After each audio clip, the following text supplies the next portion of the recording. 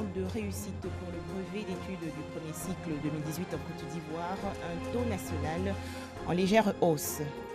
Enfin, était-ce un accident ou un suicide? Un professeur d'université est tombé aujourd'hui du 13e étage de la Tour C dans la commune du Plateau.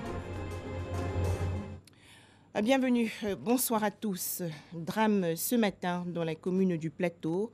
Un professeur d'université est tombé du 13e étage de la Tour C de la cité administrative. Les sapeurs-pompiers qui ont été dépêchés sur les lieux ont fait le constat d'usage. Nous aurons les explications de Herman Niamien avant la fin de ce journal. Un sujet plus heureux à présent, des résultats en progrès par rapport à l'année précédente. Le taux de réussite nationale au brevet d'études du premier cycle 2018 en Côte d'Ivoire est de 60,14% contre 60,08% en 2017. La direction des examens et concours a publié aujourd'hui les résultats officiels du BPC 2018. Les précisions de Doigt de Laser. Stress et anxiété sur les visages. Dans quelques instants, le moment fatidique. Candidats et accompagnateurs perdent leur sérénité. C'est ce qui est fait de mon mieux, mais c'est un peu stressé pour le résultat. La compétition française, ça m'a un peu fatigué. Il y a le stress des enfants, il y a le stress des parents. C'est pas facile vraiment. C'est à la fin, là, on est concentré. C'est elle-même qui m'a demandé de venir la soutenir. Il y a eu le courage aussi, elle a laissé mon travail pour venir la soutenir vraiment. J'ai vu que c'est normal, quoi. Comme c'est ma première fille, là, je veux qu'elle ait avancé un peu aussi. Je suis passé par là et je sais un peu l'état d'esprit avant la proclamation. Donc il faut soutenir, il faut venir soutenir un peu les plus faibles et leur dire qu'effectivement, elles ont le soutien des parents. Je me sens confiante. Je sais que j'ai fait de mon mieux. En tout cas, je sais que c'est ça. Je vais avoir. C'est le moment de donner les résultats du BPC 2017-2018. Enfin, sonne l'heure de vérité. Sur 514 candidats au BEPC, 237 sont déclarés admis. Joie pour les uns. Mon père serait fier de moi. Il n'a pas bouffé son argent cadeau. Je veux voter qu'il y ait mon examen. Maman m'a dit de ne pas m'amuser, mon père aussi m'a dit de ne pas m'amuser. J'ai eu mon examen, je suis content. Avec le BPC ça, si Dieu me va donner ça, voilà que j'ai bien fait à l'école. Dieu merci. Tristesse pour les autres. Ça prend un peu encore jeune, ça peut marcher l'année prochaine parce que on apprend de ses erreurs, tu vois. Donc on attend tout à l'heure pour prendre la courante pour voir où ça n'a pas marché, qu'elle puisse se rattraper l'année prochaine avec. Dans la vie, il faut faire des chèques pour savoir tes erreurs. Donc maintenant que je n'ai pas eu, l'année prochaine, je vais mieux faire. Pour Marie-Hortense Angoura, membre du jury, le faible niveau des candidats en langue française est à la base de leur échec. Dans les autres matières, ça va, mais en dictée, c'est un peu catastrophique. Donc moi, je veux leur dire de bien réviser, de faire toujours une dictée avant d'aller se coucher et de lire au moins 15 pages de leur roman qu'on leur propose en classe. Comme ça, ils vont élever un peu le niveau en français, parce que le niveau en français, il est un peu bas. Il faut que chaque parent demande à son enfant de lire, d'écrire, même s'il veut écrire un message à son père, d'écrire en toutes lettres, au lieu d'abréger. Sur 400 326 candidats enregistrés au BEPC cette année, 376 819 ont effectivement pris part à la composition. Le taux de réussite national est estimé à 60,14% contre 60,08% en 2017. À noter que les candidats recalés ont 48 heures à compter d'aujourd'hui pour déposer une réclamation.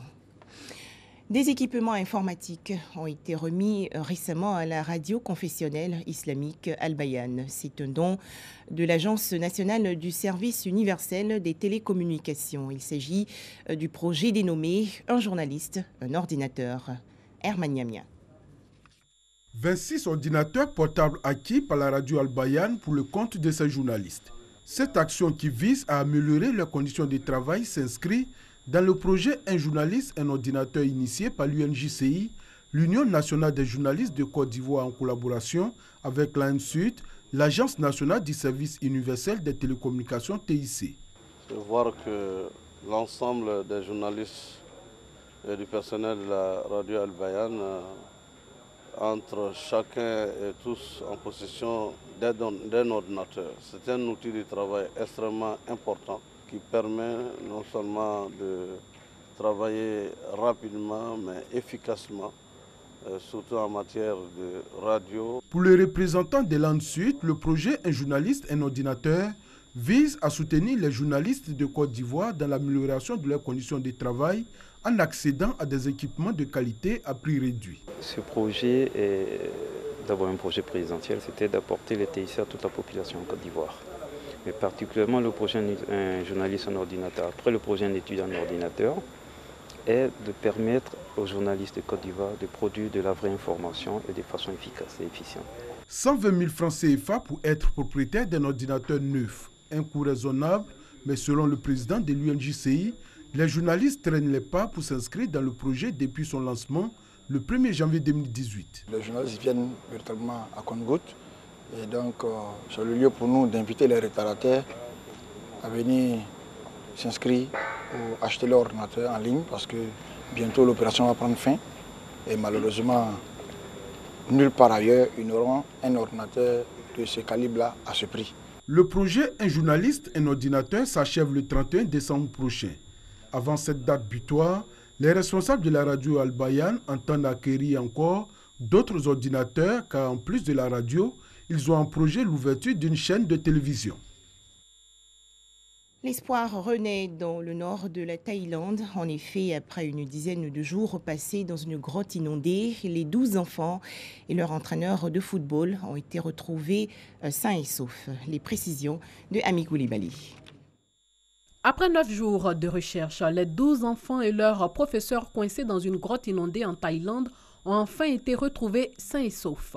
Un soulagement pour le gouvernement et les familles des rescapés.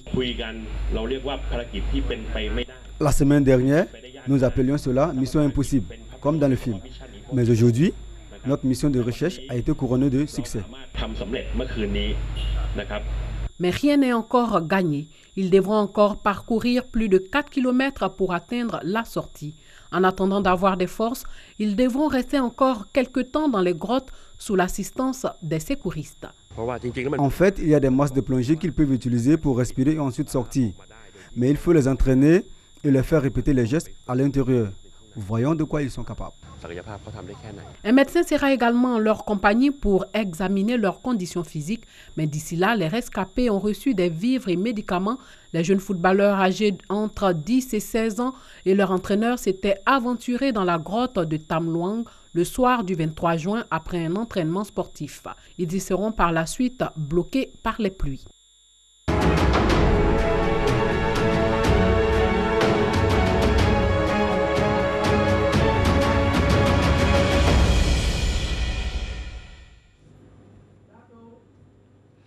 Dernière journée aujourd'hui des huitièmes de finale du Mondial 2018. Bonsoir Boris, bienvenue. Bonsoir Juliette. 2 matchs aujourd'hui, Suède, Suisse et Colombie-Angleterre. Oui, le 7e match des huitièmes de finale de cette compétition a opposé la Suède à la Suisse et les Vikings suédois se sont imposés sur le score de 1-0. Et actuellement, la Colombie affronte l'Angleterre dans ce dernier match des huitièmes de finale. Le score à la pause était de 0 but partout. Il faut rappeler que le vainqueur de cette opposition Colombie-Angleterre croisera le fer avec la Suède le samedi 7 juillet prochain. Les Bleus et Jaunes suédois vont en quart de finale. Un exploit malgré l'absence du grand Zlatan Ibrahimovic.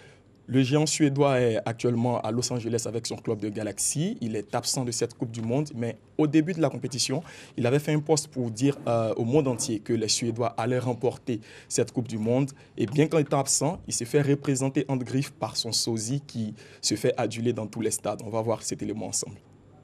Vibra, vibra, vibra, vibra, vibra.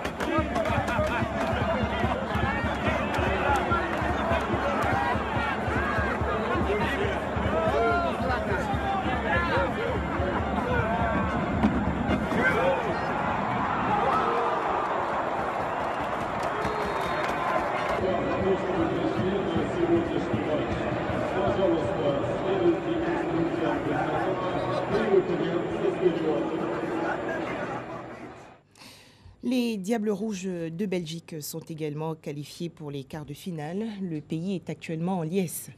de la consternation à la liesse, c'est ce qu'on pourrait dire, parce que la Belgique était menée par 2-0 jusqu'à la 69e minute. Et le pays, les Belges, ont eu le gain de la victoire grâce à des remplacements fructueux de l'entraîneur. Ce sont des remplaçants qui ont inscrit les buts de la victoire et le but de l'égalisation. On va revoir ensemble les réactions des supporters belges après cette sortie victorieuse.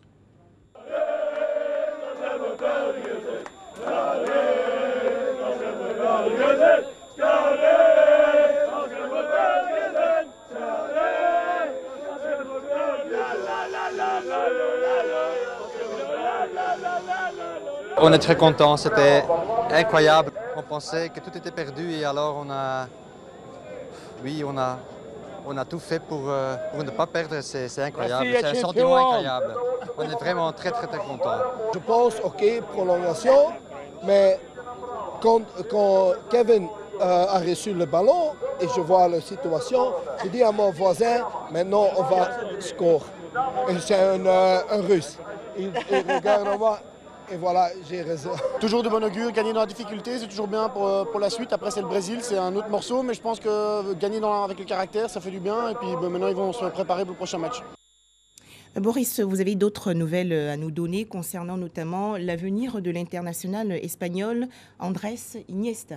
Oui, avant d'en venir à Iniesta, on va parler du sélectionneur allemand Joachim Löw, qui a été reconduit, qui a été confirmé à son poste. Il est en poste depuis 2006 en Allemagne et la fédération, dans un tweet, a confirmé que ce sélectionneur-là n'allait pas bouger, même si l'Allemagne a été éliminée dès le premier tour de la compétition. Il sera en poste jusqu'en 2022.